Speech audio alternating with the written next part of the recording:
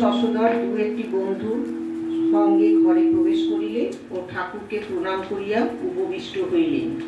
শ্রীরামকৃষ্ণ সহাস্যে, আমরা সকলে বাসক সজ্জা জেগে আছি, কখন বর আসবে। পণ্ডিত হাসিতেছেন, ভক্তের মজলিস, বলরামের পিতা ঠাকুর উপস্থিত আছেন, ডাক্তার প্রতাপও আসিয়াছেন, ঠাকুর আবার কথা করিতেছেন। শ্রীরামকৃষ্ণ শশধরের প্রতি জ্ঞানীর চিহ্ন। প্রথম, শান্ত সভা। দ্বিতীয়, অভিমান শূন্য সভা। তোমার দুই লক্ষণই আছে। জ্ঞানীর আর কতগুলি লক্ষণ আছে।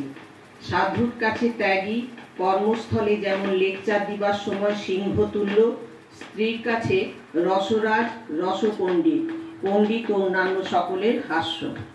বিজ্ঞানীর স্বভাব আলাদা, যেমন চৈতন্যদেবের অবস্থা বালকবৎ, উন্মাদবৎ, জড়বৎ, পিশাচবৎ। বালকের অবস্থার ভিতর আবার বাল্য, পৌগণ্ড, যৌবন। পৌগণ্ড অবস্থায় খোঁজকিনি, উপদেশ দিবার সময় যুবার ন্যায়। পণ্ডিত, কিরূপ ভক্তি দ্বারা তাকে পাওয়া যায়? শশধর ও ভক্তি তত্ত্ব কথা জ্বলন্ত বিশ্বাস চায়, বৈষ্ণবদের দৃঢ়ভাব।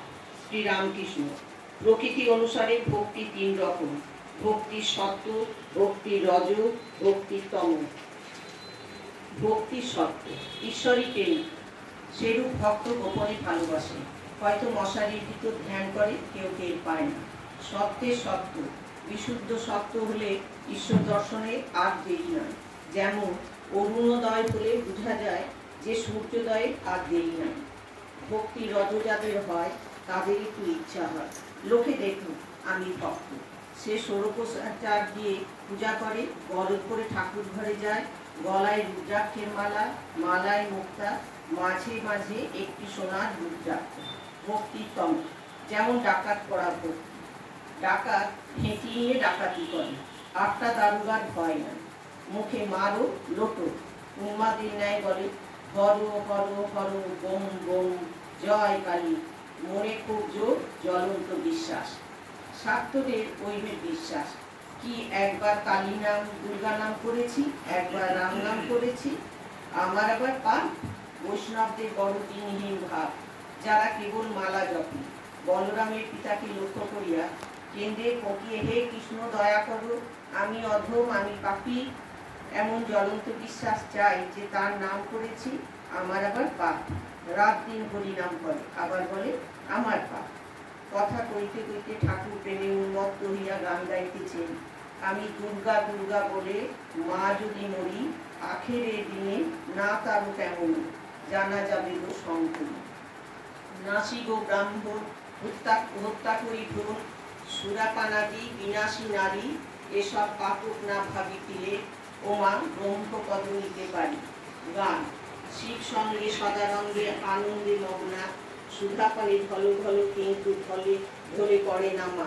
গান শুনিয়া শশধর কান্দিতেছে। অধরের গায়ক বৈষ্ণব চরণ এইবার গান গাইতেছে। দুর্গা নাম জপ সদা রসনা আমার, দুর্গমে শ্রী দুর্গা বিনে কি করে নিস্তার। তুমি স্বর্গ, তুমি মর্ত, তুমি সে পাতা, তোমা হতে হরি ব্রহ্মা দ্বাদশ গোপাল। দশ মহাবিদ্যা মাতা, দশ অবতার, এবার কোন রূপে আমার করিতে হবে পার। চলো অচল তুমি মা, তুমি সূক্ষ্মস্থল, স্থিতি প্রলয় তুমি, তুমি বিশ্বমূল, ত্রিলোক জননী তুমি, ত্রিলোক তারিণী, সকলের শক্তি তুমি, মা গো তোমার শক্তি তুমি।